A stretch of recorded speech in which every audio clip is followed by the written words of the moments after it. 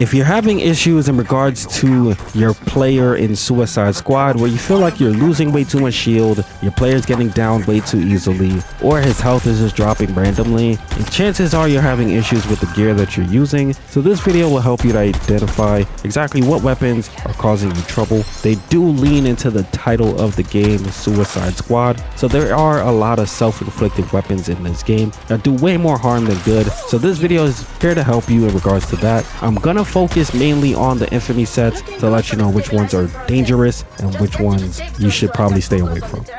Starting off with number 1, the newest weapon in the game as of right now is a part of World 6. That is the Bane Infamy set tier 4. This one increases the damage that you take by 10%. So you'll notice that your character is taking a lot more damage with this weapon in particular, largely because firearm damage is going to be increased by 100%, but it does increase the damage that you do take in the process by 10% for crazed enemies that are within your area. So just keep that in mind. If you do have crazed enemies within 20 meters, I believe it is, of your character, you'll start to notice that you take a lot more damage from all types of weapons once you're in that scenario. So not the worst of those self-inflicted weapons, but it is one of those weapons on the list. Number 2 on the list is a part of the Scarecrow Infamy set, tier number 3, Nightmare. So all of the weapons in this category is going to cause 2 type of things, which is fear and horror. Those 2 things will increase the amount of damage that you take. Fear is unlocked through firearm. So if you use your weapons like your guns and things like that, you'll unlock fear. Melee attacks will unlock horror, and those 2 things will both increase the amount of damage that you take. Nightmare is a combination of having both fear and horror activated at the same time. Nightmare is going to allow you to deal more damage. So it's one of those risk and reward type of Infamy sets where you take damage, but you're also dealing damage as well. Just keep that in mind. Not the worst of the worst, but it's on the list.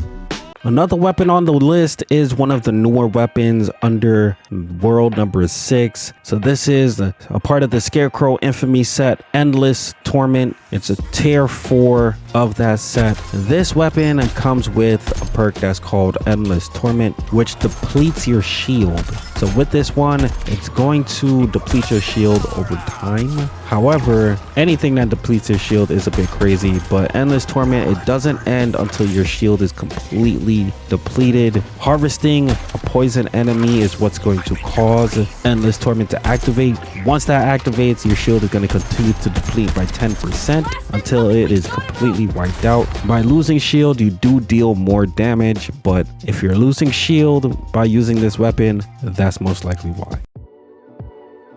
Next on the list is a part of the Two-Faced Infamy set, Order from Chaos. So this is tier 3, where it's another one of those risk reward type of Infamy sets where you do deal more damage, but you also take more damage as well. It's all under the perk of Chaos. So you deal and take more damage when you're in that chaos state. You deal 15% more damage, but you also take 5% more damage. This starts with 2 pieces of armor equipped. A burning enemy pretty much adds stack of chaos, and it lasts for about 60 seconds. It can stack up to 20 times, but you do deal more damage and take a lot more damage as well. Chaos also increases your critical hit damage by 10%, so it makes it a risk reward type of Infamy set. Next on the list is the Infamy set Frozen Dreams.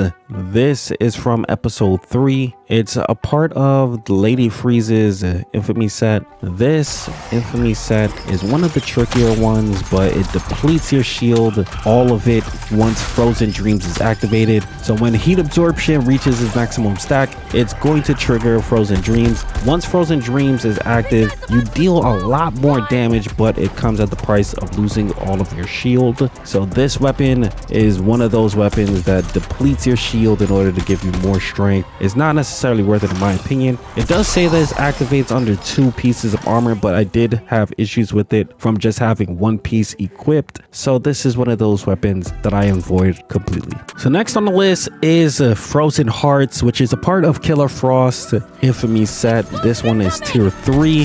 The big issue with this one is from a perk that's called Frozen Hearts, which increases the damage you deal, and it also increases the damage you take by 25% once you use a suicide strike. So just keep that in mind. It's one of those weapons that's a high risk, high reward type of weapon, but it does the same amount of damage to you that you'll be able to do to others. Next on the list is a part of the Catwoman Infamy set from episode 4, 9 Lives. It's tier 3 type of weapon. So with this weapon, you start out with 1 life. You can stack up to 9 lives with shield harvesting. However, if you lose all 9 lives, you end up on 0. You'll lose 99% of your health, and you'll also lose all of your shield once that happens. So just keep that in mind. This weapon, you can deal a lot more damage with the more lives you stack, but you also could lose everything if you fall to 0.